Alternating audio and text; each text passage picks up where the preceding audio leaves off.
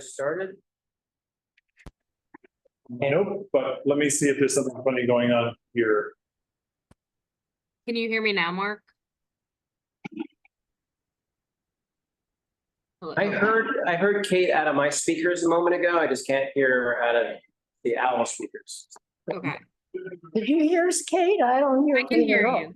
I Kate, can you hear seem you. lip reading very well. Can you hear us? Yes, I can. Yes? Okay. Oh, here comes some other.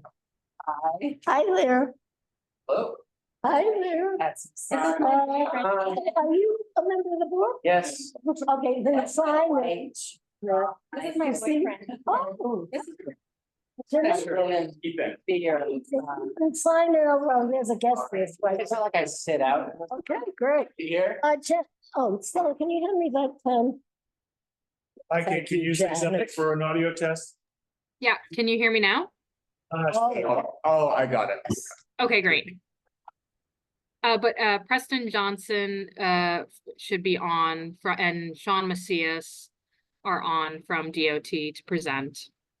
Okay. Okay, you got those names? I got Preston and Sean as well. Yes. It's Preston's, Okay. I have Preston's name someplace here. They have been elevated. So it's, one. I'm guessing now we have two, but maybe one is a speaking laptop, the other one is a presentation. So it's just Preston Johnson. Just so I, And Sean Macias. Sean, is that how you pronounce it, Sean? Okay, Macias, yes. yes. Okay. There's another Sean at DOT. Oh, why can't I remember his name? Yes, Okay. Sean Quinn is probably the other one that you're thinking John of. Quinn, right, which he's been there for a long, long time. But anyhow, there's my little book. I'm just gonna have to put a little or something. And that take up too much space. You're okay. Okay. So let's see, we don't have our court. We've got 1, 2, 3, 4. We need one more. I think that would be Anthony. I wonder if he's going to be late, because if he is, I think I may start. Oh, and let me just, can I just? Oh, you're public now. Oh, no. But you know what? If Anthony doesn't come in about 5 minutes, we'll start. Of course, I know he's going to be here and we'll catch up. Any of you can, with your iPhone, I may, if there's a lot of people that want to speak from the public, do a 2-minute Timer. so y'all can. Okay, everybody can, okay, but I'll only say it if we need to. Sure. And then you'll let me know, if there's a lot of people. So, okay, everybody, we're just gonna wait a few minutes more. And then we will start. We're just waiting. We don't have our quorum yet. We have one more person coming. And we're just gonna give them about 2 minutes more and then we're gonna begin. So very, very shortly. How many people are on our guest? There are 8. 8. And is Janine on yet? Neen was on and then she left. Now we have She's 9. very, oh, here comes Anthony. Okay, we got our quorum. Okay, so Anthony, have a seat. You're in the quorum. Okay, so we can begin and welcome to Community Board 2's Traffic and Transportation Committee meeting for the month of June. I am Shirley Satenda, the chair of the committee, and I will just ask my committee members to introduce themselves. Will you start, Stella? Hi, Stella Fitzgerald, committee member. Janet Liff, full board member. Susan Gammy, full board member. Anthony Wong, full board member. Dan Miller, public member. Right. And I don't have anybody from. We have, elected yes, office. nobody from the electeds, but we also have Joe this year. Haven. Oh, Joe Flayhaven, public member, also is online. Hi, Joe. And no, it doesn't look like we have any. Just wave your hand, Joe. Joe, well, whatever. Yeah, you can see his name. Anybody else from the elected? Nicole Bartz is here. She's from Eric's Yep. office. There's Nicole. Okay, so Nicole Barth from Council Member Botcher's office. And anyone, hi there. Will you, are you coming to the meeting? Yep, can you just sign in right over there and have a seat? Welcome. Okay, so everybody's introduced themselves. Now I'm just going to give you, so many of you are used to this spiel and I hate to have to repeat it, but for the new folks that are here, this is our procedure. Right now, we have 2 items on the agenda tonight. We hear each item completely separately from the other. They are presented by the sponsor of the item. In this case, the first item is sponsored by DOT. And once the item is presented, then the committee asks questions. Then once the committee asks questions, then we open it up to our guests, the public. Oh, and by the way, the committee and also members of the full board. And we do have present here. But we don't comment. The full board doesn't comment till later. Then we open this to the public, our guests here first, and then those online, and they can ask questions and comment both. And after that, we go into business session. And business session simply consists of the members of the committee and the members of the full board discussing the 2 items at hand and deciding whether we will do resolutions, how we will address those 2 items. And that's about it, and ground rules. Obviously, keep yourself muted until you're called upon. I guess all of you are familiar with the little raise your hand button. So if we do call, open it up to questions and comments, raise your hand. And I'm just thinking of anything else. Obviously, if you have to talk to each other, hi there, will you please sign in? You too, will you sign in? It's right here. On the right room. Well, are you for the Traffic and Transportation Committee? Yes. Glad to have you. Yes, and here's Janine in person. You met, oh my gosh, great. I had, where is that list? So yes, where that report is, all of you 2 sign in. And okay, I added your name, just gonna put you down as being Kylie. Realized I was, For present in person. Okay. do you want So to? that's, oh, you know what? Fine. Oh, awesome. Okay. You want to mention that there'll be a 2-minute, But 2 minutes on. not now yet. Don't have enough people yet. We'll work over.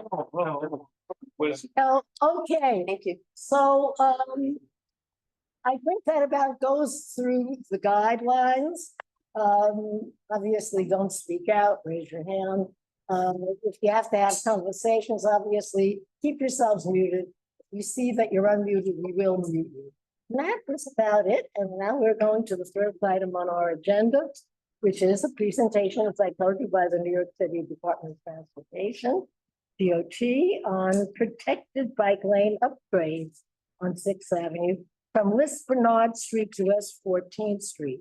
And although Lispenard Street is 1 block out of CB2, it's in CB1, it is part of this plan, and we're very happy it's extended there. So go to it, Kate, and introduce yourself. Great.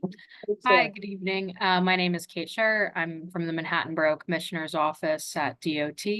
I'm joined by my colleagues, Preston Johnson and Sean Macias, to present on this project, and I'll hand it over to them. Great, thank you. My name is Preston Johnson. I will be the project manager for this project, and let's see if I can get this, share this. Okay.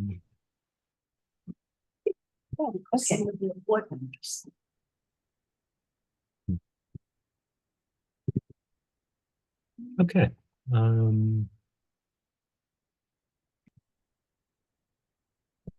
Well, we'll go with this.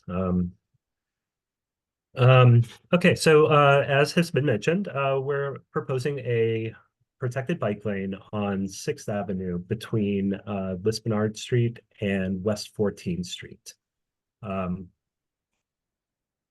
Currently, there is no bike lane for between Lispenard and West 8th Street.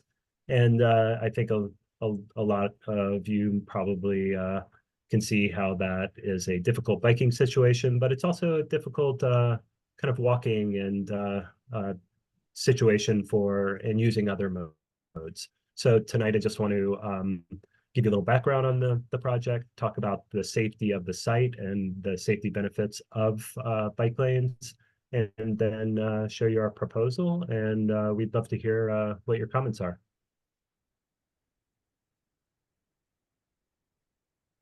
So we have heard many times from community board, from the public about extending this bike lane.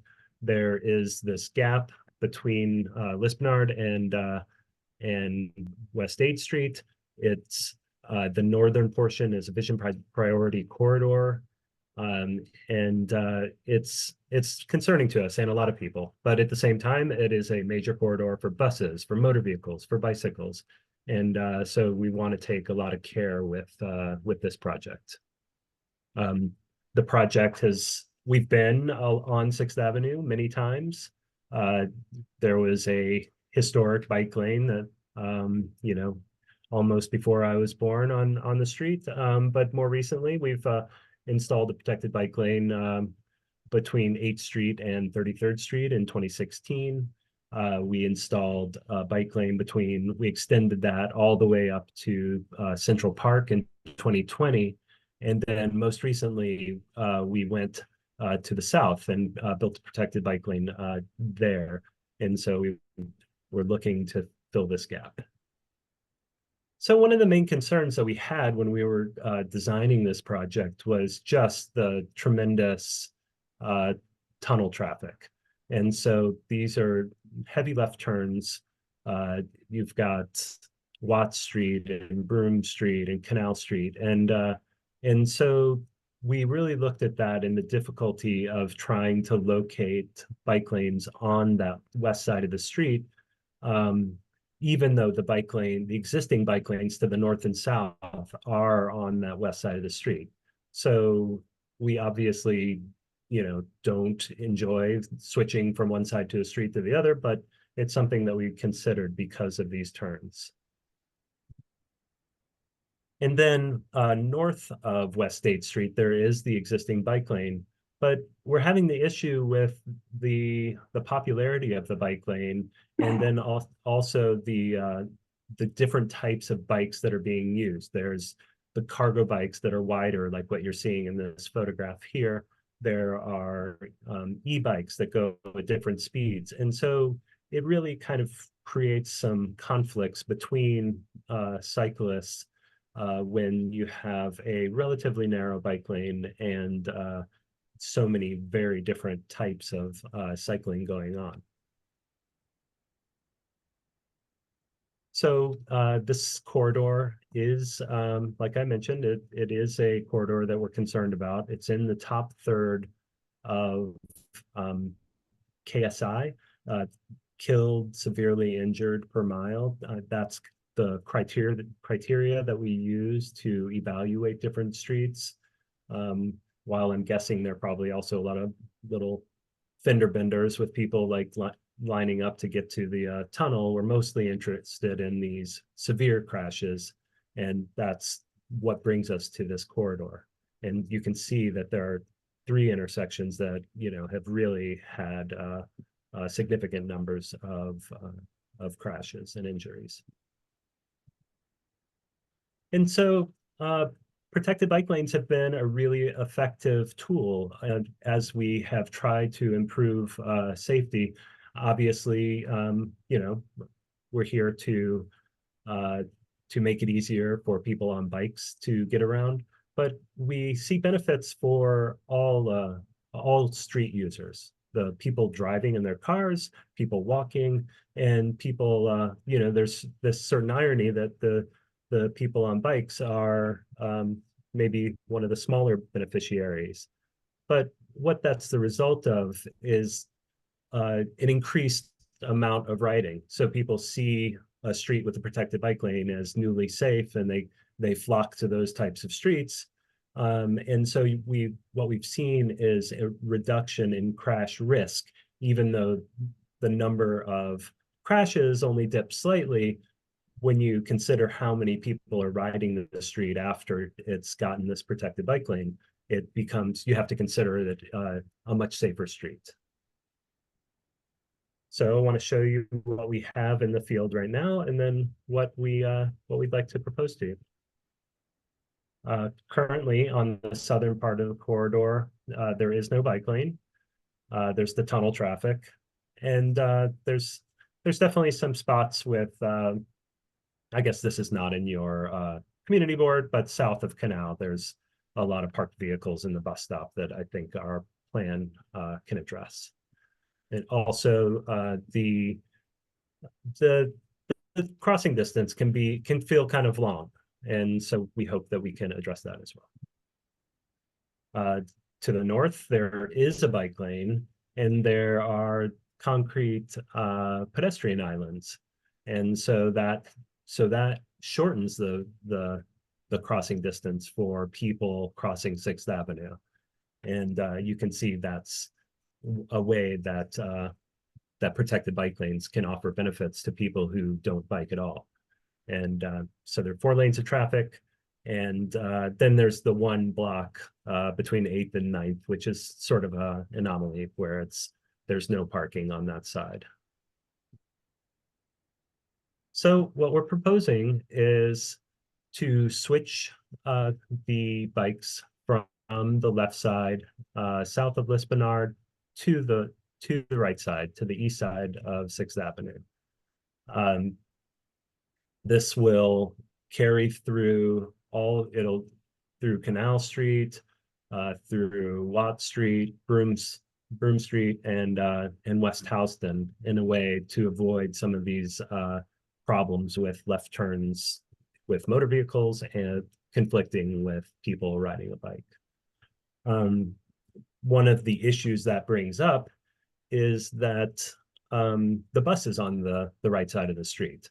And so we don't want to avoid a conflict with motor vehicles going to the tunnel and just create another conflict with buses as they're trying to stop at bus stops. So what we're proposing are bus boarding islands. And so you can kind of see in this diagram how the bike lane is alongside the curb, and then there is what we call a floating parking lane offset away from the curb. But when there is a bus stop, we'll build a concrete island to have the buses there to prevent the bus from driving into the bus lane to drop off passengers. So one issue you might think of as Sullivan Street, where it's kind of a slip lane coming off of 6th Avenue. We want to create kind of a harder edge, and we'd like to pedestrianize that space, maybe protect it from just like, so traffic isn't going. So the parking that is currently alongside the curb at Sullivan Street would then be sort of alongside the new edge line on 6th Avenue. And so one of the big things that you'll see is also that we're changing the numbers of moving lanes, and we have run a traffic model on this project. And what our engineers tell us is that it's, obviously there is a good deal of traffic on the corridor, but as we all know, it's traffic that's going to the tunnels. And so the pinch points are not on 6th Avenue. The pinch points are as you are kind of heading towards the tunnels. And so we believe that we're not adding to additional delay, even though that we are proposing a lane removal. So then at Houston Street, we are proposing to switch the bike lane over to the other side of the street. The way that the signal timing works, you're sort of forced to stop at Houston Street currently, and so we're sort of seizing that opportunity to transfer the bike traffic from the right side of the street over to the left side of the street. Another thing that what advantage of that is that it doesn't impact the bus stops once we're on the left side of any street. So then we won't have to build any bus islands north of Houston Street. And then for the existing bike lane, what we have north of West 8th Street, because of this congestion that we're seeing in bike lanes and the opportunity that's coming from the fact that it's 3 lanes to the south, that we can just match those 3 moving lanes and without creating a sudden pinch point, or it's like 3 lanes to the north as well. So it kind of makes sense maybe not to flare out to 4 lanes and then drop back down to 3 lanes. And so there are, as you probably know, the concrete islands that are there, and we're not proposing to do anything to the concrete islands. They'll remain in place. But that pedestrian space at the intersections will come out further. So we'll use, striping and painting and some vertical elements to create a kind of shorten that crossing distance for people as they walk across 6th Avenue. So the bus boarding islands, the 5 bus stops south of Houston Street, Spring Street, Prince Street, Broome Street, Thompson, and West Broadway.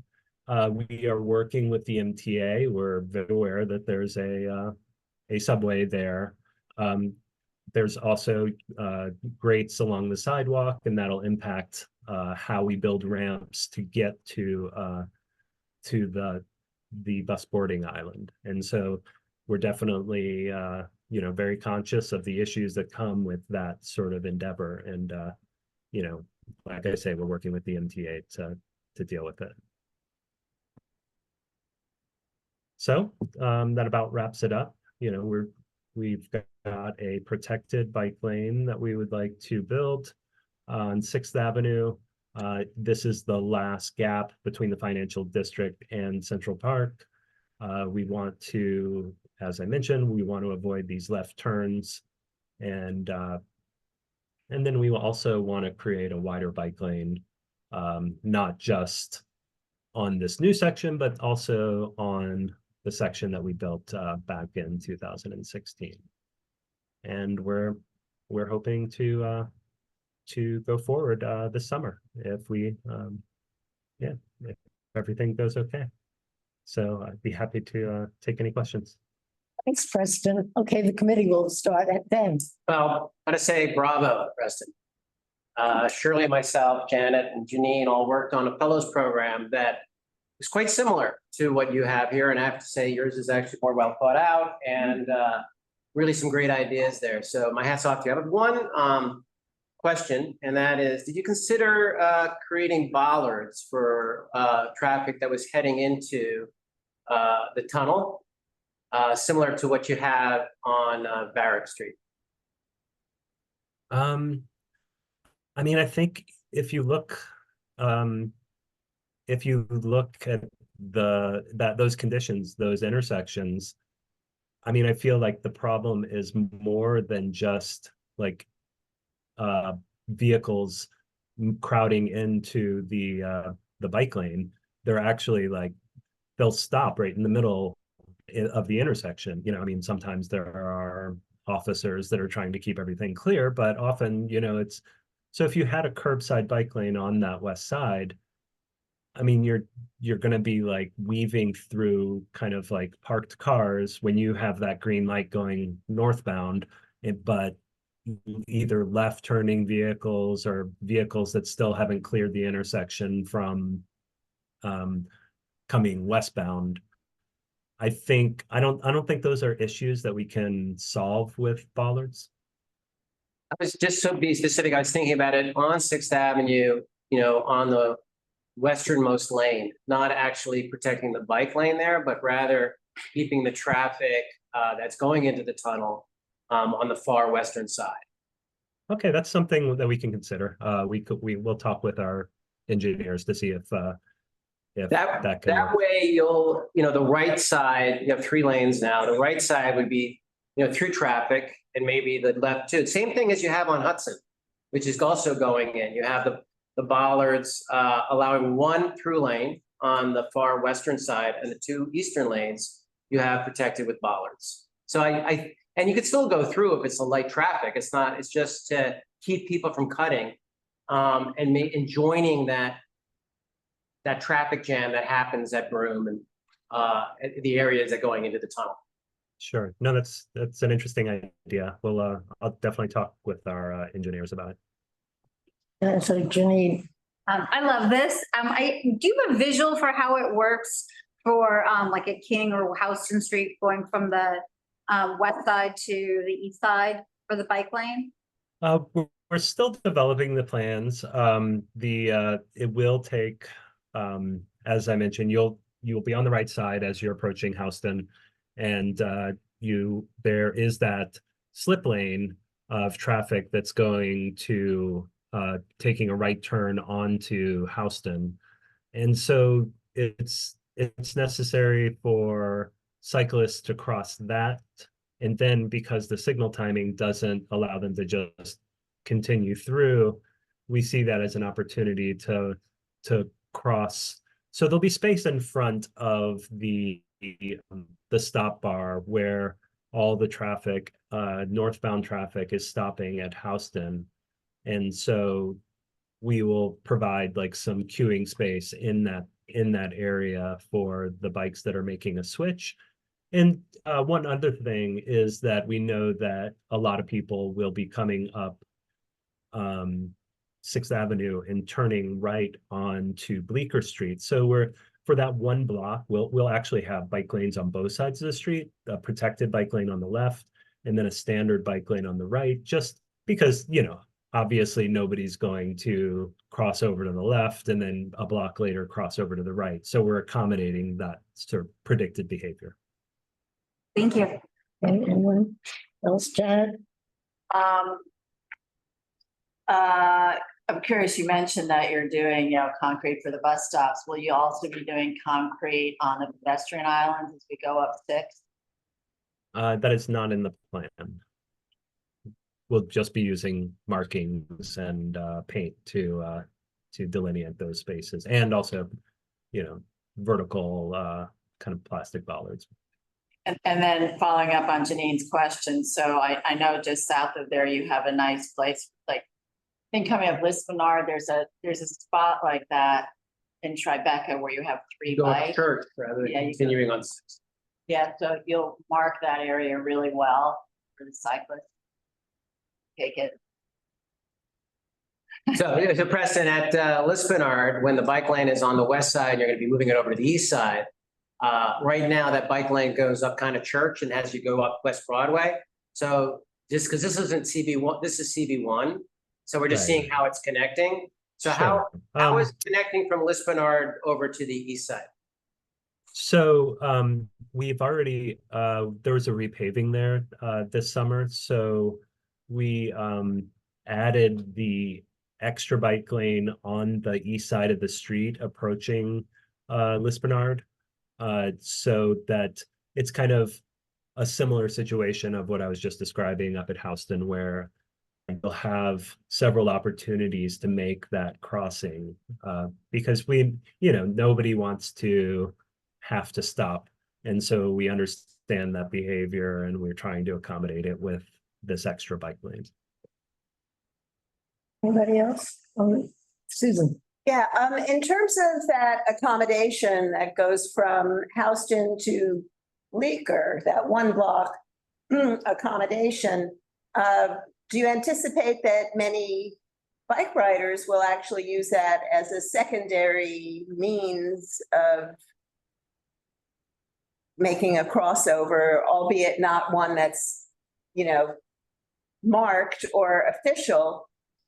But I have a I little think it's, concern that depending on how things, which we obviously can't evaluate without a plan, but it's already such a gnarly intersection there at Houston and Sixth Avenue that depending upon what that configuration is, I can imagine a situation where people might continue on to and use that one block on Bleecker Street just in a sort of freaked out way, and then try to cross over in an unsanctioned way. And I'm wondering if there's anything that can be built into the plan to,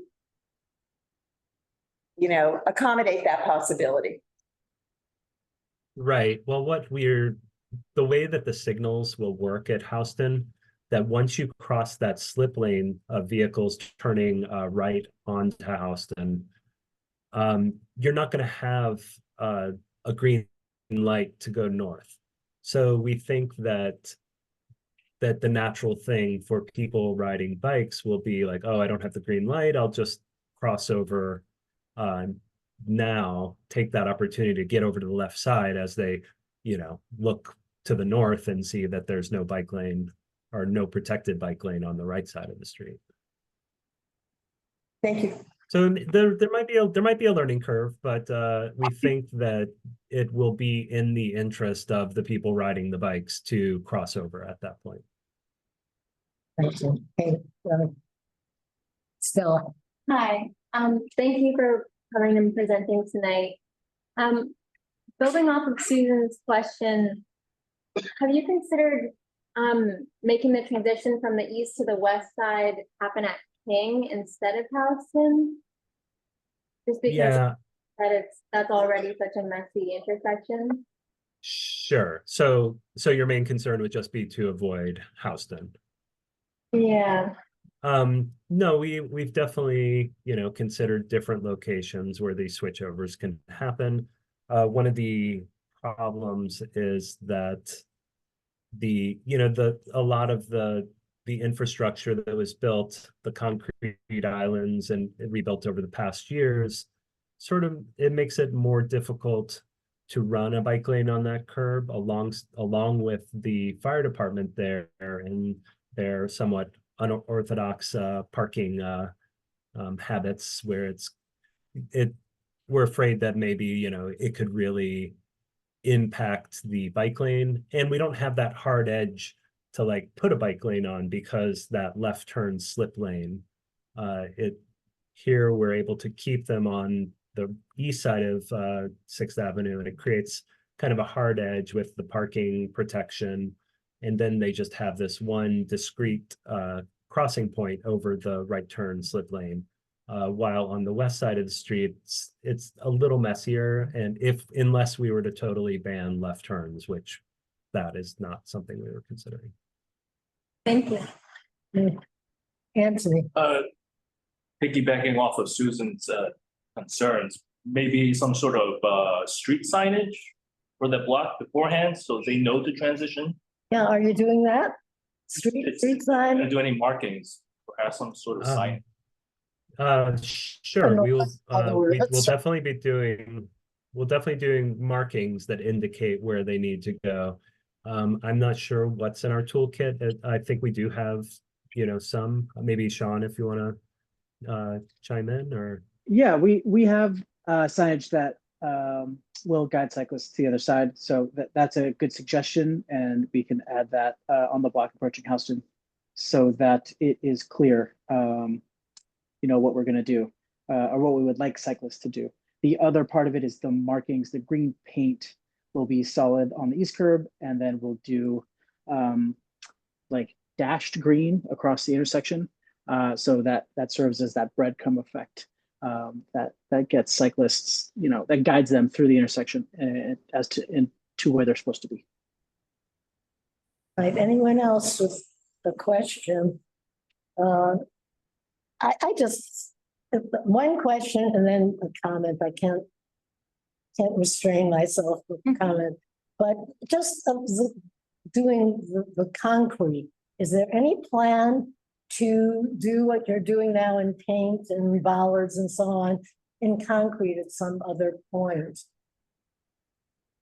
Well, we definitely have a history of following up projects that were done in paint at first and then coming in to build it up in concrete. I mean, I think the paint gives us a little more flexibility and, you know, definitely a quicker turnaround and a lower cost. So I wouldn't rule out that possibility, but I'm not exactly sure how that criteria works of which islands are upgraded to concrete. And I'll add to that, Preston, if the board feels strongly that concrete should be added at specific locations because there are, you know, say aggressive turns happening there, or there's something that the board is worried about, it'd be great if you wanted to send it to us in writing, or you could share it with us here, and we can take another look and, you know, see what can be done. As Preston alluded to, it really kind of boils down to a resource issue.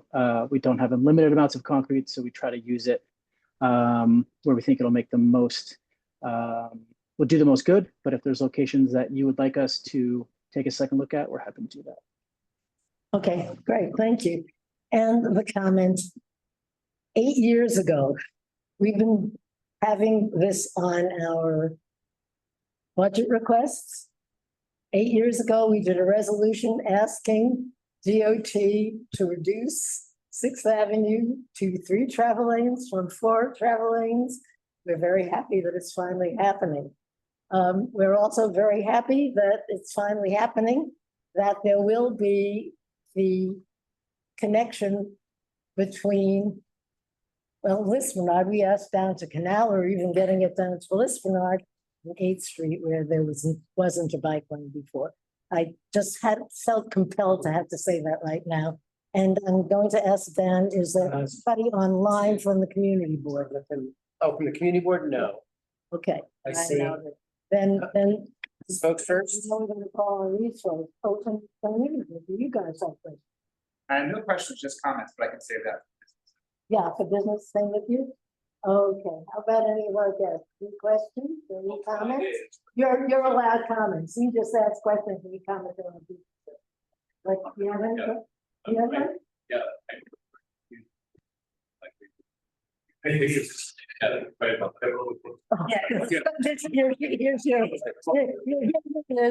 is, talking to here. Yeah. New thank you world. for doing this. I think it's a very good idea. I'm happy that they like to practice, because we need more bike lanes in the city. This is a good example for other bike lanes. Thank you. Okay, thank you. Anybody else? And also, Okay, hey, come right here. sorry, You won't be here another. that's fine. Okay, I mean, there's not much much more I can say. I'm very excited about this plan. I'm an NYU student and I regularly bike back to the Upper West Side using 6th Avenue. And especially coming off 3rd, that stretch from 3rd to 8th is a really stressful, really stressful circumstance.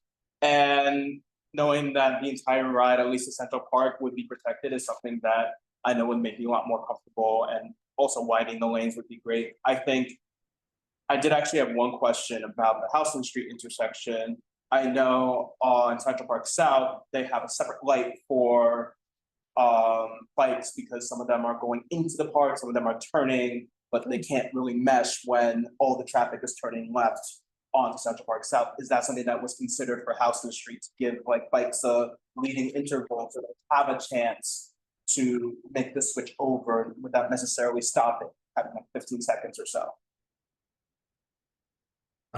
Well, we did look at the intersection, and like I mentioned, there is this conflict between there are the 2 phases between the right turning slip lane and then the northbound through lane.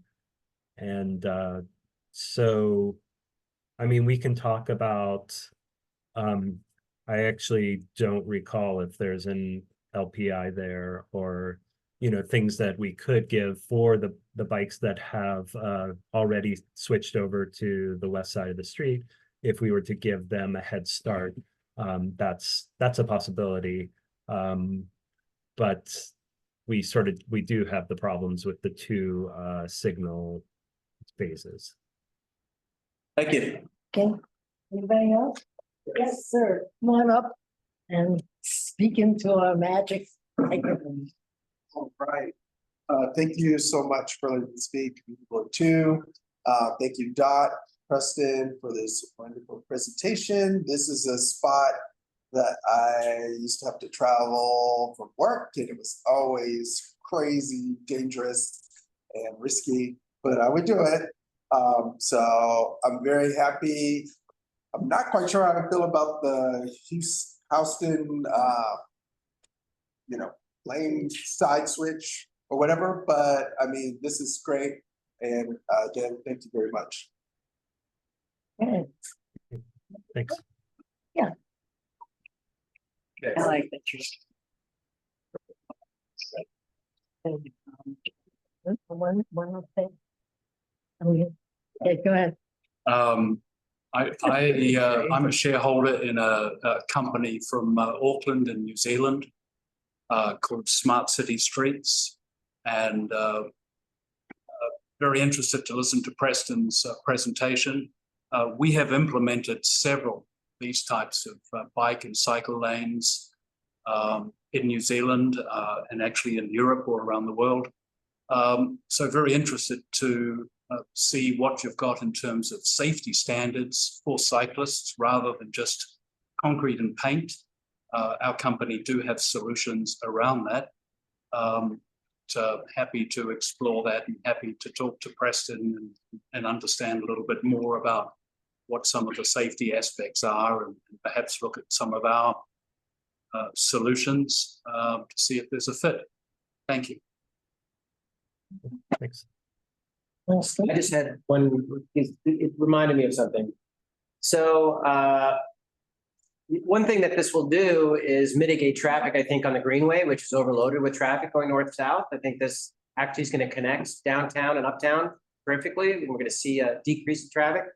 And my next point is, have you considered also Hudson Street? Now, not in CB2, because we have a great bike path, but it doesn't connect to anything up Hudson, which is another avenue that's going north. Right. Sean, are you aware of any plans in the near future? No current plans on Hudson, but we'll take that as maybe we should look into it, look at widening it. If there's more detail you wanted to share, say after the meeting or offline, happy to take it. I will certainly do that. Unfortunately, it is CB1, although I have a business in CB1. It's something that this is accomplishing that could also be accomplished on Hudson. Which is yeah, I mean, bike lane, which has the concrete. We're in the business of bike lanes. So if you have suggestions, we're all ears. Tonight is just focused on 6th Ave, but happy to hear you out on Hudson potential. Okay, thank you. Is there anyone? Yes, there's two. We have Jonathan Weitzman. I will be elevating. Yeah, I think he may be for the other item. Oh, yeah. But yeah, I got a whole bunch of hands up, sorry. Okay. Just clicked it. Well, let's just call Okay, him. so we've and got see. Jonathan is first. I'm going to allow you to talk, Jonathan. You can unmute. Jonathan, are you interested in this? I think they're here for the item number 2. Yeah, I'm here. I'm here for both items actually, but okay. I'm actually always here for anything that deals with traffic and transportation in my community. So just out of curiosity, I'm trying to understand, and maybe if Preston can highlight, it's kind of like a double wide bike lane all the way up to West 8th Street on 6th Avenue. Is that correct? Well, we have the bike lane will be 8 feet. Correct. So it's, and then what happens when it goes we have different dimensions. Sometimes you'll see something as low as 4 feet. Typically we try to do 6 feet. 8 feet is a pretty uncommon dimension. Only recently, and so that's what I'm trying to understand. I bike all over the city, and I've noticed that the 8 feet dimension actually causes more hazardous electric vehicles to actually now participate in going down that street. And I think narrowing down the same way we narrow down traffic, if we keep everybody into single file, single bike lanes, we actually kind of help with the safety issue. I know that we're trying to accommodate a cargo bike, but you know, in my experience, I bike actually all the way to Long Island City, and cargo bikes are very, very limited in the city right now, and they're not very, very prevalent. A lot of the bikes that do commute through the city are electric vehicles, single file bikes. So I think having, you know, I would think maybe just looking into narrowing down that 8-foot wide gap to maybe something that kind of forces people to kind of slow down and be in a 6-foot gap or a 4-foot gap. I just noticed that 8-foot gap makes people go opposite ways, makes people go in different directions in those 8-foot gaps. So that was kind of just something to consider as a cyclist that I've experienced. And also in terms of, has there been any analysis done where when you go from a 4-lane to a 3-lane, have you considered maybe creating like unloading truck zones parking? Because what ends up happening in the 3 lanes, all the trucks start unloading, and then all of a sudden it becomes from 3 lanes to 2 lanes. So now you've really bottlenecked and created pinch points. I noticed that actually up on Madison Avenue. Actually, sometimes Madison Avenue comes down to 1 lane sometimes because you have trucks unloading on both sides. So have you considered maybe in the parking lanes to kind of, especially in high traffic areas, to kind of create parking for trucks to unload? Not commercial truck. I'm not talking about commercial. I'm talking more about unloading for trucks that can Like sit there. that. Like, Do you mean in a double parking yeah, you manner, see how you or? have the parking lanes. I don't know if those are going to be commercial parking spots, or are those going to be spots kind of reserved for trucks to be able to unload for deliveries? Well, we'll coordinate with our parking unit, and they are very focused on those types of issues as far as commercial parking and deliveries. And yeah, we'll as once we sort of get the go ahead to install the project, that will definitely deal with some of those issues. Okay, so that would be something that you would consider, like kind of changing the parking program along that news corridor. Yeah, we'll look to see if it's operating in the way that we feel like it should, and if our design is going to necessitate changes like you're suggesting. It'll be Okay. a discussion. Yeah. Right. Okay. I just want to, you are aware of that. Okay. All right. Very well. And then I guess, yeah, if you can consider also maybe narrowing down that bike lane, because I just know those 8-foot lanes are very, very dangerous for cyclists, and especially for pedestrians with the new EV bikes coming on full speed, and now these motorized gentlemen that are coming with helmets and full gear. Very, very dangerous. If it's an 8-foot, if it's a 6-foot, makes a difference. It's kind of like, Jonathan, do you have any, we really have to move on to the next person. So do you have any other points you'd like to make? No? Okay. We have several. Yes, we have, So, you know what, I think we're going to have to say that we want to limit what people say. Keep this in mind, 2 minutes, okay? Give yourself about 2 minutes, think about what you're gonna say, and Janet's gonna time you. Okay, Dan, will you call the folks who are waiting?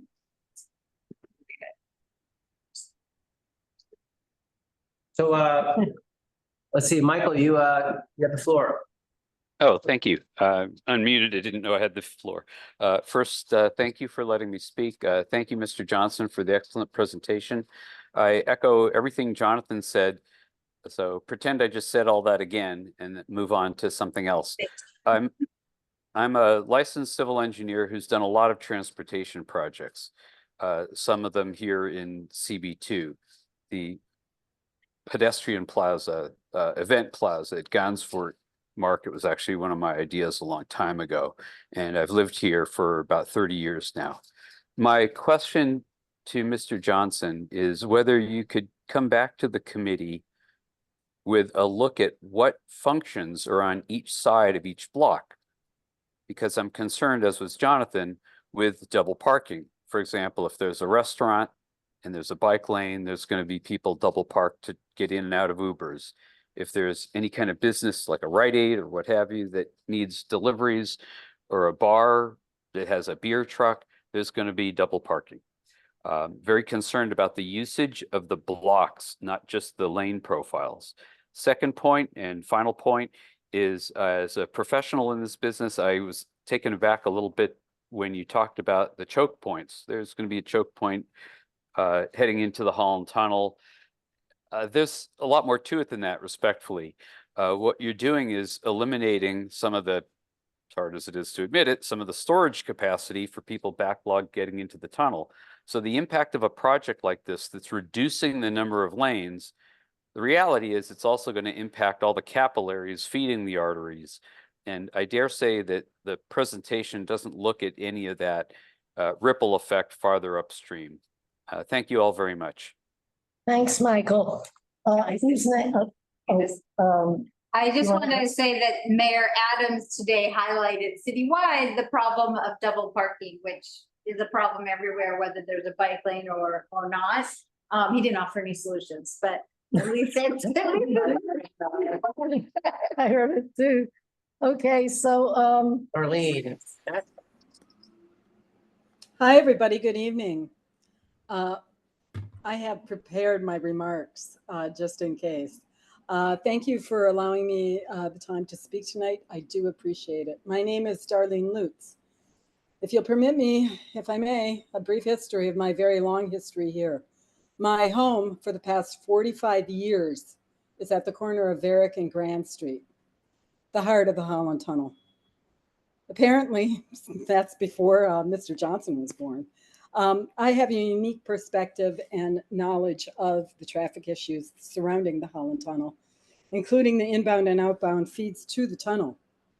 8 years ago was another world in New York City. I think we can all agree on that. So can we please be here now? The chaos on our streets and sidewalks are due to bikes and mopeds. That's the reality. My focus for decades has been traffic management here in my neighborhood. And that involves the NYPD First Precinct. I've been a member of good standing of the Precinct Council since before 9/11, before bike lanes. A holistic approach to this area is reasonable, isn't it? Does material reality count anymore? I don't oppose bike lanes. I don't oppose congestion pricing as a concept. I do oppose this in this area and right now. The congestion pricing, the anticipation of a congestion pricing removed all of the traffic, nearly all of the traffic control I had worked so hard to get installed here. So it's back to bedlam. I fear for the lives of the few traffic officers that are still working the corners here at the choke points that were mentioned in this presentation. Perhaps in the distant future, a protected bike lane will be needed on 6th Avenue, but I doubt it. The fabulous tree-lined bike lane going up Hudson Street is empty. Please let me finish. Loudly. We have a 20-second notice, Darlene. Please let me finish. You gave plenty of time to the previous speakers. I have 1 more minute. No, you're over, actually. Janet, you are on the board. You are the board chair of Transportation Alternative, a lobbyist group. Please let me. Darlene, just say what you have to say. We don't need inter-conversation. We want to hear what you have to say. Can you continue? There is no amount of congestion pricing that will make the legions of Ubers and Lyfts that dominate the traffic congestion as it exists now. The mayor has thrown them an uncapped bone, unlimited numbers as they are EV, as long as they are electric vehicles. Tesla is having a sale. For those concerned about the air quality here, brake and tire particle emissions out-dirty the air by 2,000% of modern fuel emission systems. And because EVs weigh a lot more, they produce a lot more. Fewer cars in New York aren't the goal, and bike lanes don't calm traffic. I would be also pleased and this is my final statement, to give an update on the MTA substation project at Canal and 6th Avenue, which has come to a standstill and occupies that entire block, both sides of 6th Avenue. The standstill is not due to congestion pricing. Thank you for hearing me. I appreciate the extra time. Everybody have a good night. Thank you. Okay, who's next? Next is Andrea. Oops, sorry, Andrea. I just got Pete first, and then I'm going to get you next. Pete, you have the floor. Thank you very much. My name is Pete Davies from Soho. I just want to underline Darlene Lutz's comments about the construction, which was not mentioned by DOT. Massive construction that's taking place on both sides of 6th Avenue from Canal up and beyond Grand Street. DOT mentioned that they have very limited resources for the use of concrete. So they're putting themselves in the position where they would install, with implementation this summer, bus bulbs apparently, but they don't seem to have planned for how that's going to work in the reality of the construction that's going on. If you look online at New York City Parks for the Grand Canal Courts, the last report for news on that park was 2006.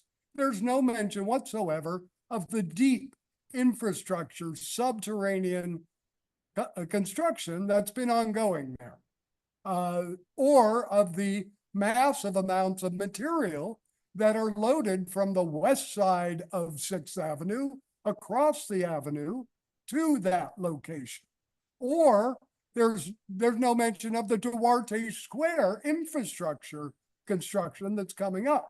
So how you can plan to install something with no recognition of the reality of the construction happening in this area is just mystifying to me.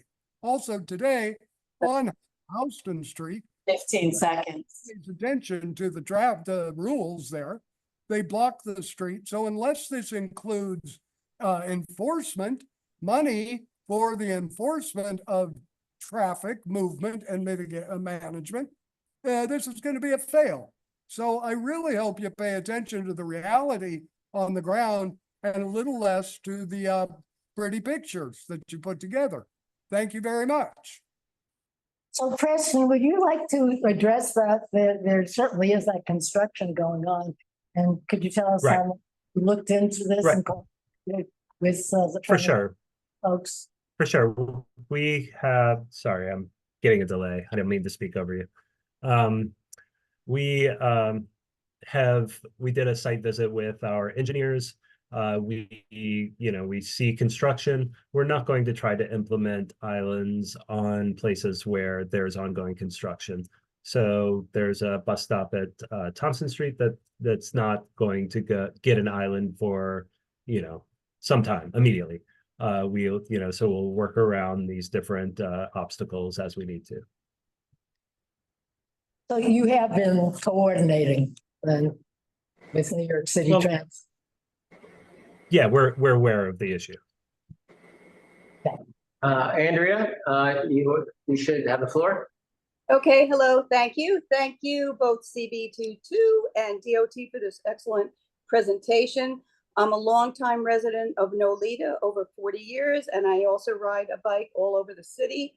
And I'm so glad that you're finally making this update on the 6th Avenue bike lane. I often ride up, and once I get to Canal Street from Lower Manhattan, it is incredibly scary. All of a sudden, the bike lane stops and disappears and then reappears later. You find yourself riding in the same space as cars and trucks. When you look at Google Maps, they send you over to Center Street, then uptown, and then over 13th Street to get back to 6th Avenue. So this is excellent. It's much needed. It's going to make it safer for pedestrians and bike riders. So I thank you so much, and I thank CB2 for supporting this measure. Thank you. That's all the hands. That's it? Yep. Okay. I think we've covered any other, I do have one, there was a gentleman who wrote in, Chris Sanders, is he there at all? Chris Sanders? The chat. Yes. Well, all right, are you here? Yeah, I wrote it. Oh, okay, so Just in case I. no your question, but you had asked about the size of the bike lane, you got to look at that. Oh, yeah. And you had also asked about daylighting, which I had asked Preston. So Preston, do you want to just, I know I asked you the other day, but could you just tell us about the plans for daylighting again? Sure, of course.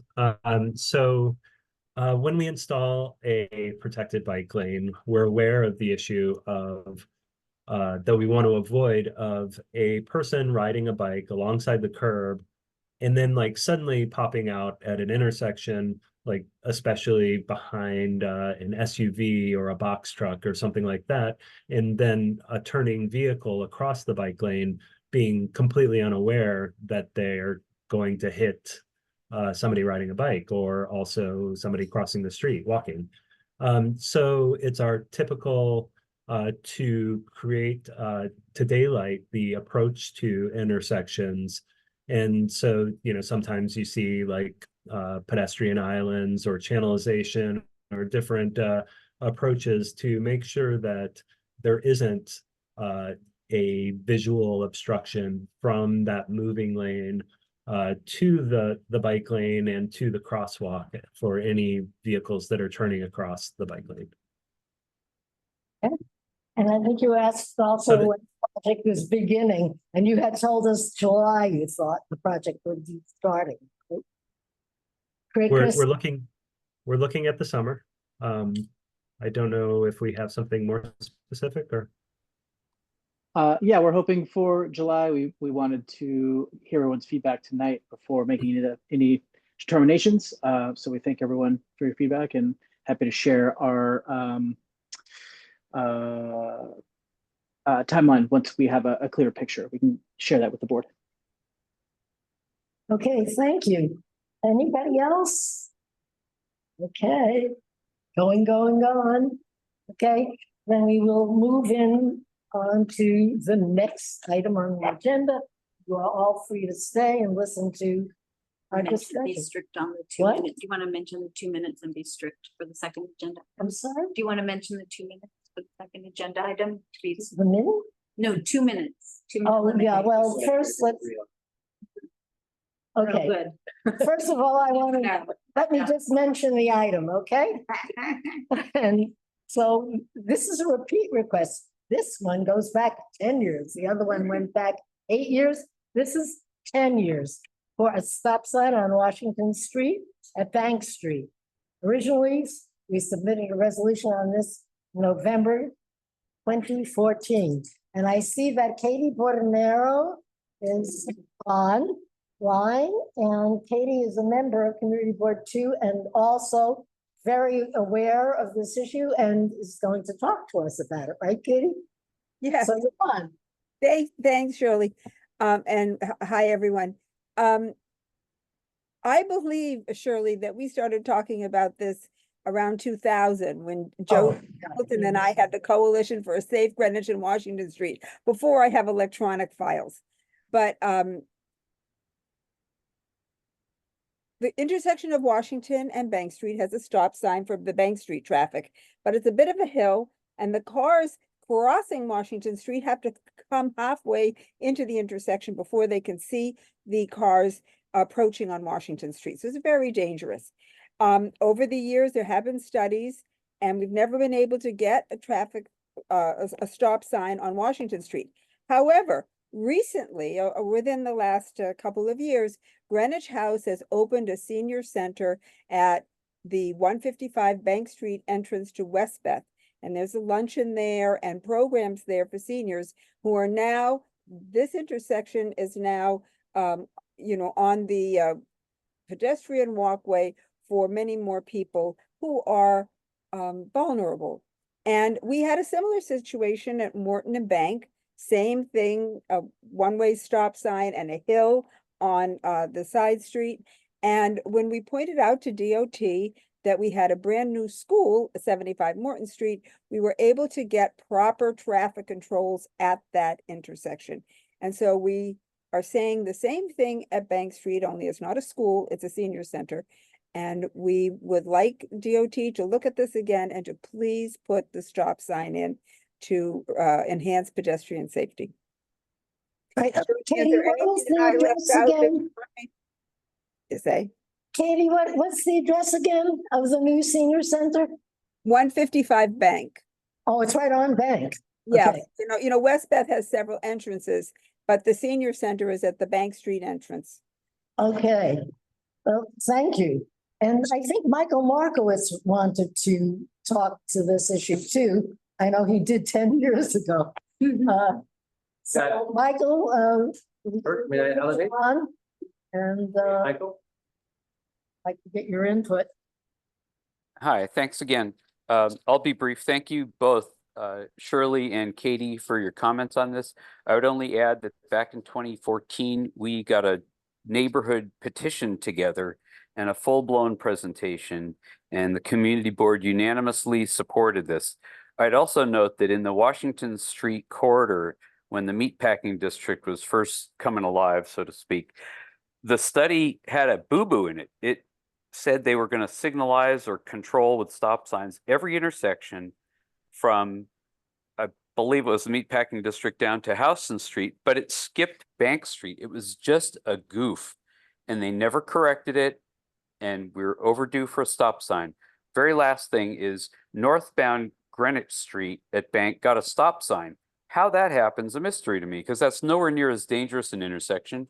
And heading into this meeting, I wasn't sure which night or which month it was going to make the agenda, but I'd written to Shirley and Community Board to try to wake this issue up again. And I've been sitting on the corner every so often with my iPhone taking videos. Multiple times an hour, there's honking horns, because in addition to what Katie pointed out about the hill, it's not Mount Everest, but there's a little slope. There's also scaffolding up on the corner of West Beth that's been there for years, plural. And then the last thing is, it looks like a four-way stop to a driver on Bank Street. They're always surprised when they stop and start going, but the people on southbound Washington don't stop for them. This is long overdue for getting fixed. There have been multiple accidents at this intersection, including people hauled away in meat wagons, and it's time for the DOT to put up the stop sign. Or give me the stop sign, I'll get a step ladder and I'll put it up. Thank you. Okay, I just want to ask Katie and Michael one question. You are asking for a stop sign, not a signal, not a traffic signal, a stop sign, a simple stop sign, right? That's correct. There's actually a a signal light 1 block north at Bethune and 1 block south at 11th. Ironically, that compounds the problem, because if somebody's making a left from Bethune onto southbound Washington, they want to make a sprint to get all the way to beat the light at 11th Street. Yep. Right. Okay. Thank you so much. So now, questions from committee. No, pretty clear what the situation is. Okay, how about our guests? Any comments? Oh, again. Any questions? No, okay. Any comments? Okay. All right, how about the folks online? Yeah, Nicole, who has a comment, should I? Oh, of course, yeah. Yes. Nicole, you have the floor. Hi, everybody. I just wanted to let everyone know that the council member also feels the same as you all do. At this intersection, we have received multiple complaints about it, and he did write a letter to the commissioner, I think about 2 weeks ago. I'd have to look it up right on here. So just letting you know, we also would support another resolution to install a stop sign at this corner on Washington. Thank you. Okay, thank you. Anyone else? Yes, we got Molly. Molly Goslin? Yes, I'm here. I was unmuting myself. I'm just a civilian. I live in the West Village. I love that this was brought up in 2014. I have been absolutely filling up Nicole's email inbox, and she's been wonderful and very responsive. So thank you. This is a really, really dangerous intersection. I walk here with my dog twice a day, every single day, to walk over to the water. I was hit by a car. It was a small little accident. I kept moving, but I see people hit or almost hit here every single day. Yesterday, I took just 2 minutes to take a couple of pictures. While I was there for those 2 minutes, I saw 2 near incidences. It's very, very dangerous. When I did get hit and I spoke to the driver, I said, "Why were you going so quickly? Isn't there a stop sign?" And he said, "No, there's no stop sign here." And I let him know, you need to slow down, obviously. And he said, "If you speed through this intersection, you get the next 2 lights. You get the next 2 green lights. So everybody here speeds." It is really, really dangerous, of course, for the West Beth residents and the folks going into the senior center, but also for people who are maybe a little bit intoxicated, leaving Automatic Slims, which is also on that corner. It is just really, really dangerous. Younger people, older people, it is a hazard for all of us. Michael, I'm happy to help you with hanging that sign up. I do have some tools, so just let me know. Thank you. Yeah. And Michael, I just must comment, I looked on some notes from you from all those 10 years ago. And I remember you said that at least 50 people had signed that original petition. And I remember we also got some letters 10 years ago. So I guess the situation has not changed. We have Jonathan ready to speak.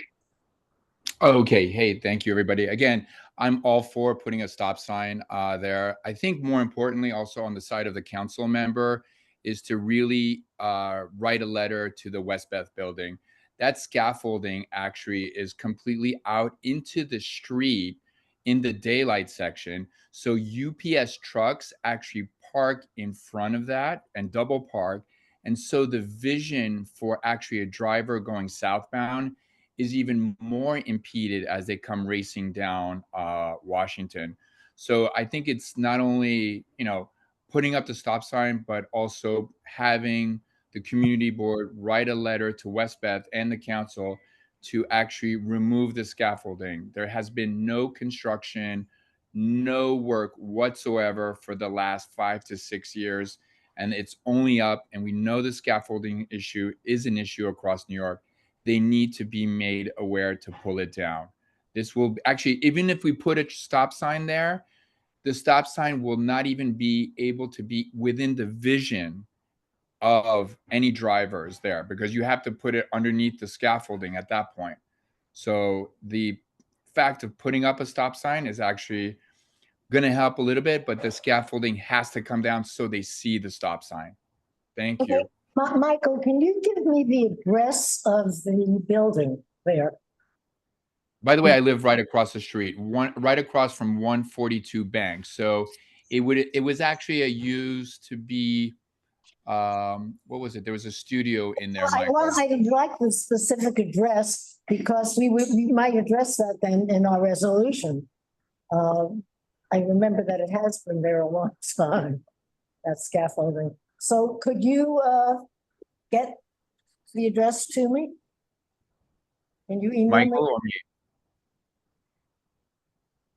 Oh, I didn't realize I was still unmuted. Yes, I'd be happy to get you the address. Okay, I'll thanks very look it much. up in email and As you can. send it with some photos. Okay. Thank you. Thank you very much. That's Thank good. you. Then the address. Okay, anyone else then? I don't see anyone else. Okay. So everybody's cool here, right, behind me? Okay, then in that case, I guess we will move into business session. So back to the bike lane. And the bike lane that actually fills the gap from Lispenard Street to 8th Street and Greenwich Avenue. So anybody want to start? I mean, I think we're. Oh, and let me wait a minute before we go. I think I mentioned it. I'll be right there. Say it again, that in business session, only the committee and full board members speak.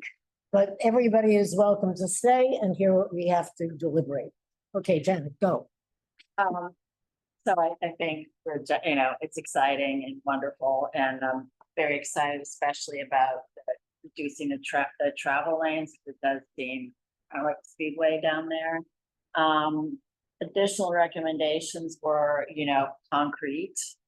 Right, so the concrete would be one, Yeah, and then, as soon as possible. yeah, and Do you then, want to identify, does anybody want to identify, he talked about specific areas of concern where concrete would really be helpful in terms of protection? After the six, we gotta look at it again. yeah. Yeah, okay, so We can, Yeah, and also, there are good points about drop-off points. Early on, it's not an issue. It's like later up. I mean, I just have to do a walk and make recommendations. I'm happy to do. I did like Okay. the idea of the bollards for through lane traffic on Hudson Street, because that works really well. okay, And that also addresses, I think, some of Michael's points too, with really, I dedicate 2 lanes and then 1 lane through traffic. I think, so it would be the bollards separating the 2 lanes, right. which might be then for loading? Is that what you? No, it's actually, just managing the traffic. Loading. Tunnel traffic. But to separate from the tunnel traffic. it's So it's to put the 2 western lanes, but like Varick, you don't have to go in the tunnel. You can still go straight. It doesn't direct you to the tunnel. It So- stops cutters from, It trying- grows the situation. So it would be bollards, You don't have to start them from Canal. You might start them from Canal, but you can start them probably a block up from Canal. so let's get a definitive Take a look at a map. agreement as to when, and so we're just really, the lane that's going into the Holland Tunnel, we're using bollards to separate, right? Travel. Right, so actually, you would have to kind of start at Canal, Back it up. Grand Street is only 1 block before Watts. and Canal. Going in Watts. So maybe halfway up between Canal and Grand Street, that would make sense. How does everybody feel about that? I think that makes a lot of Not sense. only that, but you have everybody line up on Sixth Avenue too, so maybe you just start. Maybe the recommendation is for them to take a look at Sixth Avenue too. I mean, the traffic is backed up all the way to Word Street and beyond for the Holland Tunnel. So it's not really our area, it backs up way beyond. I would, This is what community board too. all right, so if we're gonna, I would start at Canal, Community Board too. So coming Canal to where? Canal all the way up to Watts, Watts, okay, and then, and it would be bollards from the westernmost traffic. those flexible, Rubbery was, yeah, Right? those rubber. yeah, the bollards. flexible white I don't know what ones. they're called. Oh, flexible delineators, those little All right. tiny little things. Self-explanatory. Flex What's that? posts is what Eddie says they're called. Oh, flex post is the latest, we call it. We don't call them flexible delineators. Okay. So flex post, That sounds like. not heavier bollards, but flex post. Yeah, okay. It's also, it's a little more concise. Flex post. But it's flex post west between the westmost travel lane, right? No, the 2 western lanes, I think. So what happens now, you really have to consider CB1 because my route. And I don't take it because I don't want to get run over, right? But traffic backs up all the way on, especially on, Let's back up north too. like Wednesdays, not, COVID's changed things, but. And so it goes all the way down to Word Street, and it's the 2 lanes, by creating the bollards of the flex posts. You'd be able to, the right lane would be able to have a through traffic, you can't get through, everybody is just completely backed up. Okay, Yeah. flex post between the 2 westernmost. Yes, right, and the third one would be for the single And lane would be through lane- traffic, just like they have in Hudson Street. And the easternmost lane. Right? Simple as that. Okay, that's all. And that's between, from Canal all the way up to Watts. Yeah, I guess. Susan, yeah. Yeah, okay, well, obviously, we're all very happy at the idea of creating this very meaningful connection on Sixth Avenue. But, we also want to see it succeed, right? And I think there are pragmatic aspects that we should note in our resolution. I think whoever brought up the idea of a dedicated delivery zone. Right. So that's what I was saying, the loading. Important, yeah, temporary dedicated truck delivery zone is critically important. We're already taking 4 lanes, making them 3. In a split second, it becomes 2, and 1 more second, it becomes 1. And I think, that's just Okay, so meaningful.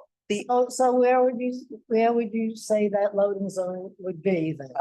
I mean, that would have to be a matter of study, a DOT study, to see So where that the most bang for the buck is and where the most. trees were more south of Canal Street. That's what. There's a hotel there. There's parking lot. Cinderella, I mean, there's lots of. Big one. I mean, you can just. Yeah, you can just. Commercials. Well, I'm just trying to think about what the whereas. It's a matter of study, I think, not a matter of, observation. But we need a whereas, and the whereas would be that it is a commercial strip, right? And study locations for, study locations for loading zones on most heaviest commercial blocks. On the heaviest commercial. Or the blocks with the most commercial activity. The other extremely practical aspect here. Activity, I'm putting it down. But so the point is, the whereas would be that there's considerable loading activity along 6th Avenue. It's not a lot. It's not because, so the hotel loads on the other side on, 'cause I live there and I hear them backing up all the time on Thompson. So you don't have a problem there. Then there's a parking lot, half the block, and then you also have loading. A lot of the loading is on the other side, not on 6th. Well, north of Houston is a lot. They have all their truck routes back here. We have to establish what there is. So, but north of that, like you're saying, up further north, so I think between Watts, going into the Holland Tunnel, I don't think you need any. North of Houston Street. So north of Houston. Yeah. North of Houston. Do you want to say considerable loading activity or a large amount of loading activity? I'd say usually. But shouldn't delay the implementation. Doesn't need to. Activity, commercial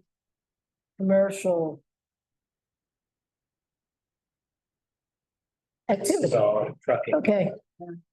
Surely the other. Okay, so in other words, there's commercial activity is an area, 6th Avenue is a commercial street. And so there is, okay, I think I know what to say, but we'll say that, to study it. But we're still going to say we're in favor. Oh, yes. No, these are the things that I'm mentioning are aspects that should in no way deter the forward movement of this, but I think, we all want this to succeed. So my comments are geared towards success. And the other really key, I think, issue here, which is not a DOT issue, but is critically important, is the enforcement, is traffic enforcement around the Holland Tunnel. If there's any way we can, the traffic control there is already inadequate. And it's never really heated, unfortunately. Yeah, I do think as a word, we have an obligation to note it. How do people feel about it? That's no downside in saying it. It's not gonna make it happen, but. okay. Right. I mean, I'm not, but I do. For a while, they had, in Barrack, they had enforcement on blocks. They did. Remember? Yes. And it really worked well. Okay. And I think the Hudson's Spur bid supported it, actually. Yeah, I think you're right. Bid. And that's why you don't have it one block. Whereas, how would we put it? and continuing, really, problems. Traffic accessing the Holland Tunnel, right? That's really what the whereas is. The beeping and the block. H tunnel, for example, gridlock.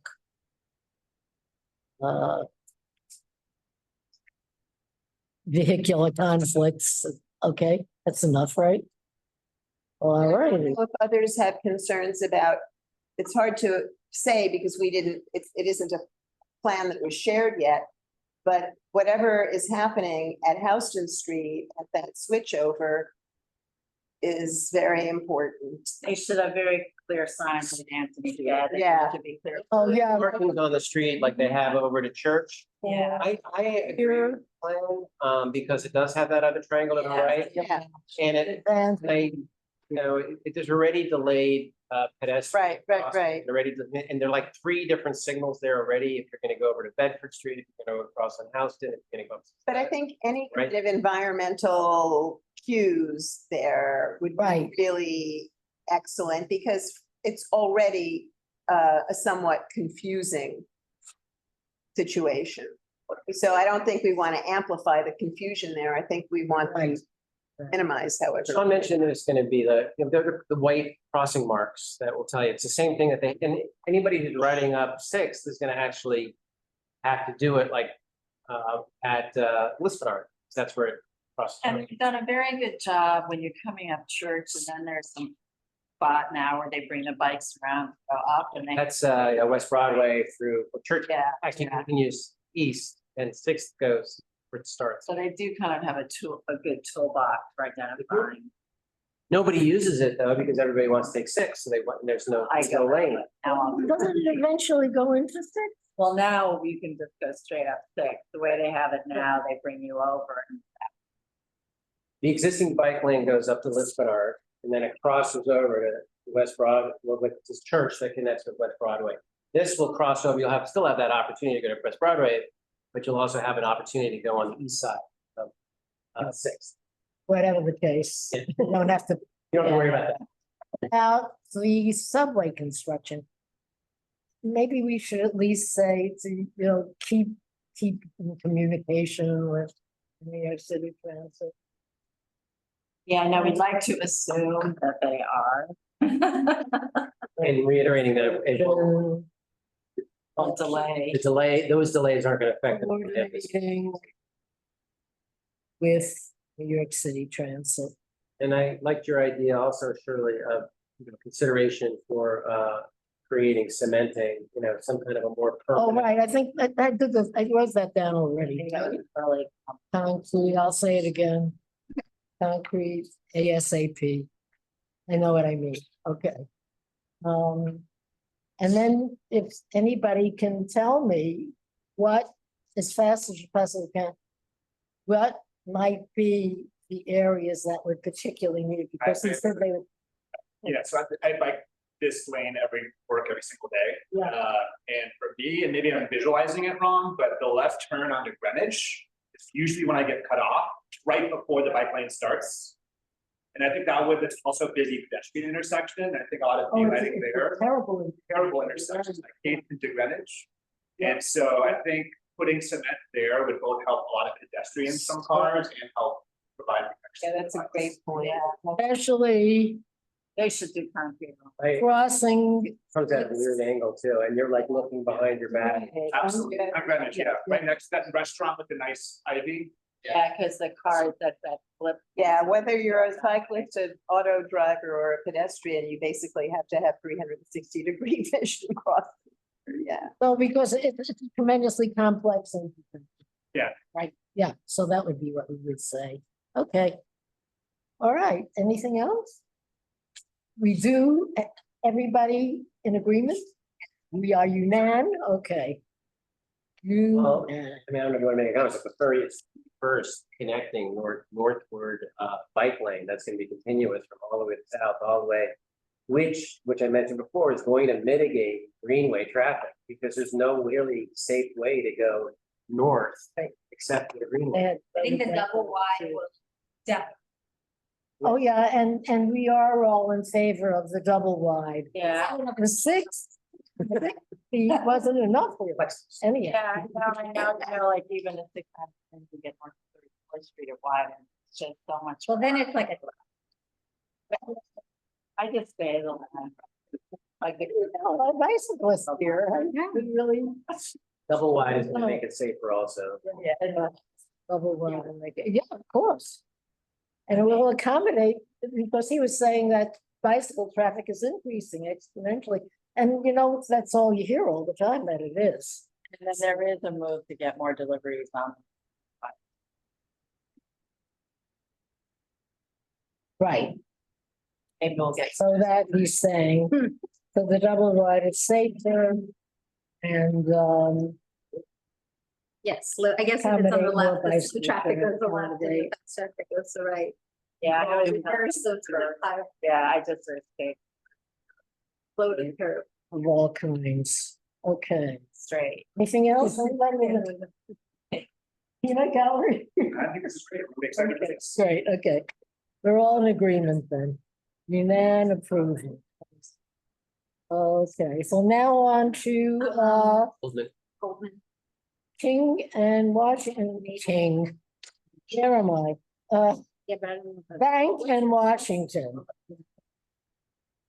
I mean, I presume you all had a chance to look at our original resolution, which pretty well said it. And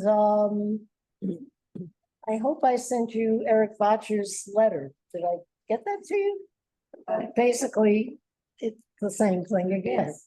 So I think that both Katie and Michael made the points. And the same points we had before, now it's even more people that are threatened by this configuration. Does anybody have anything to say on it? I'm postulating. I could hear other people.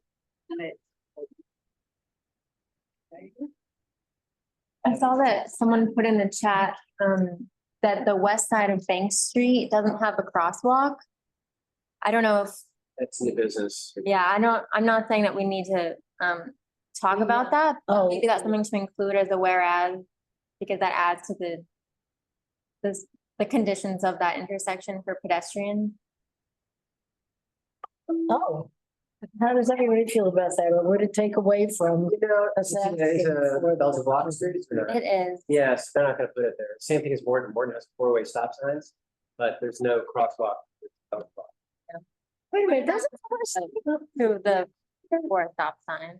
I don't, wait a minute, isn't there a crosswalk on the west side of Bank Street? there is, I think where it's paved, they have crosswalks, but if it's not paved, they don't put crosswalks. They don't change it over to- Should put in the, Well, even then, whatever you call it. it hasn't been a problem on Morton. Because remember we put in the four-way stop signs on Morton? And it really, everybody's pretty good about it. Okay, so I mean, the thing is that we would like a crosswalk though on Washington. Do we have crosswalks on Washington? We should have it on every block. So that on the north and south side Yes, of Washington. 100%, yeah. I mean, east too. No, you're right, north, south. Okay, north and south side. That's the same thing we said in our original. I can almost copy the original resolution. I can't believe there aren't crosswalks. The Tell you, remember they're not. being and crosswalks. it's a stop sign. I'm just looking at it. I guess it's And actually. stop signs on both also the. All four, it's 4-way stop. I mean, I'm looking at Google Maps. Maybe this is. It's from July 2022, so, and it's on the east side actually of Bank Street. I got it open. So that's the east side, I guess. Yeah, it's actually the east. Yeah, because there's but see, they do have. Yeah, they On the west they side. have it on, they have it. Yeah. The only block they don't have it is the Belgian block on Bank. Yeah. Yeah. Which would have to come in landmarks, which I don't think we have a lot of success with. Okay, so where is it now? It's on Bank, but on the east. It's on the side. east side of Bank. And nothing on Washington then, right? There are crosswalks there, yeah. Oh, there are crosswalks, so we don't have to ask Well, it's still saying that on Bank, there's no crosswalk, but it's spelled. I just, We just want to ask for the stop sign. yep. I wasn't saying that we should add it there, Okay, just mentioning it. okay. So the west side does have a crosswalk on Bank. And there are crosswalks now on Washington. So what we really need is a stop sign, and we will emphasize that. So anybody else want to say anything? You saw our original resolution, I think it made most of the points. I did look up in the history, it's interesting because we kept pressing DOT and they actually did another study, but they went by the rules of, the manual for uniform, I always forget, it's MUC, Uniform Traffic Controls. In other words, it's manual for traffic signals. And at the time, they went by that, and that was 10 years ago. I think things have changed for one thing. For another thing, those are guidelines. And it's the same thing with Green Book, which is always tells you that it's guidelines. So you have to really, and I may put that in if it seems appropriate to say that, although guidelines really are guidelines, but this has to be one size fits all, right? And one size doesn't fit all. Okay, I only think that's the only other thing that we. So a unan, right? Yeah, that's some new Okay. business. Thank you. I have new business, right? At the Hudson River Park Advisory Council meeting, CB1 and 4 brought up the fact that there are no buses on 9A. And remember, I think I mentioned this to you. Last meeting.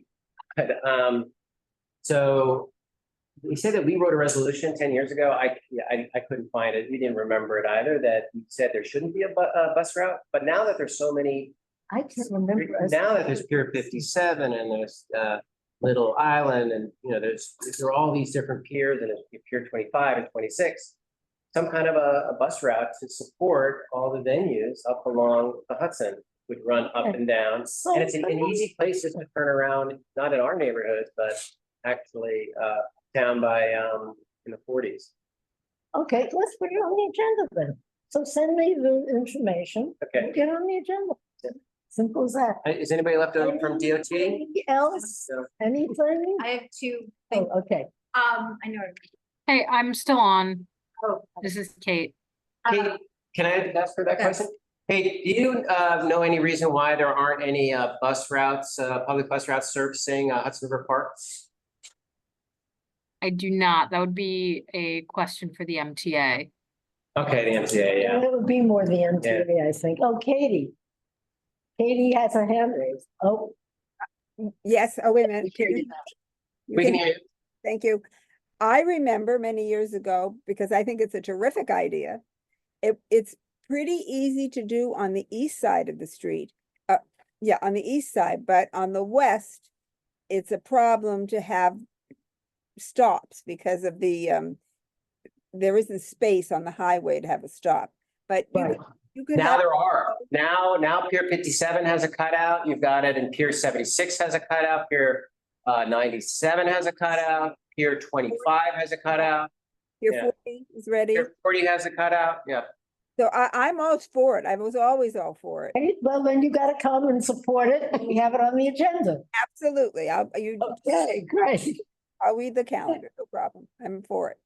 Okay, and I would think it would be a good idea for DOT to attend, which Kate Sher, you probably would attend anyhow. Yes. So we would have both DOT and New York City Trans attending. So I would love to maybe start with another walkthrough on 3rd Street. Oh, yes. Right here. Kate, remember I was gonna get in touch with you about that too. I do. That, and we will. I mean, And while the weather be good, let's do it. I will send you a note tomorrow.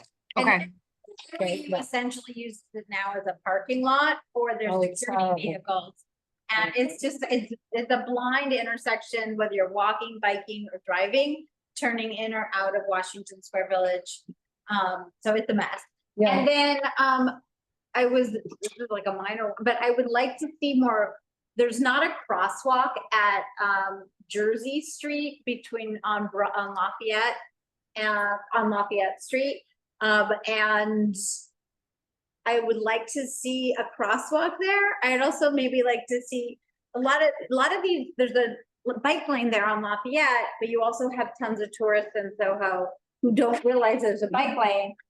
And I don't know if we can get the flex posts sort of at some of these intersections, just to remind people to slow down. Background, one of my kids hit a pedestrian, and both were fine. And I know he was technically at fault because it's an intersection. And then of course, all these guys came out of one of the stores, like they were all on their phones, they weren't looking. But if there's some flex posts or something. At least there's a key, there's a It clue. reminds people Yeah. that they need to maybe look both ways. Right. So Kate Cheryl, are you still there? I am, yes. Yeah, would that be something you would need a resolution on, or? So for the first part, did you say, the first part was about a stop sign at that? No, a crosswalk at Lafayette and Jersey Street. It's Jersey is like a 3-block long street. It's between Houston and Prince. Okay. I And- can bring that one. We wouldn't need we would not need a resolution for that. I can check with my colleagues if they're, if we can add a crosswalk at that location. Or if there are plans to, because I'm just looking at Google Maps now, it looks like there previously was a crosswalk and it may not have been refurbished, so I can check. Yeah, okay, so if you would just let me know how we proceed with that. Sure. A letter, whether you need something to follow up on. And maybe the flex posts, because most of the other intersections in Soho have signals, so people know to stop. And this is, this is a big bike lane that's going north, on Lafayette. It's a great bike lane and there's a lot of people using it. And, you're not from the area, and there's a lot of people who visit who are not from the area, they don't know about it. Yeah, Shirley, if you want to send that over to me in an email, and I can take a look at it and share with my colleagues. Investigate, email Kate. Okay, easy enough. Just one little Jersey Street. Okay, anybody else while we, maybe. All right. Record time. So anyhow, I think we've done our deliberations. Think so. We have reached our conclusions. We are unanimous. I will send around a draft. You will comment as always. And stop for everybody, if you don't know, it's a full board. That is, when is the full board? It'll be in July. Yeah. So it's usually the next to last Thursday in July. It's July 18th, Thursday, July. 18th, July 18th. You'd like to follow groups, plus we now have voted unanimous. However, if we had a done deal, it's out. Never know. That's right. Thank you all for coming. Thank you. Over to online.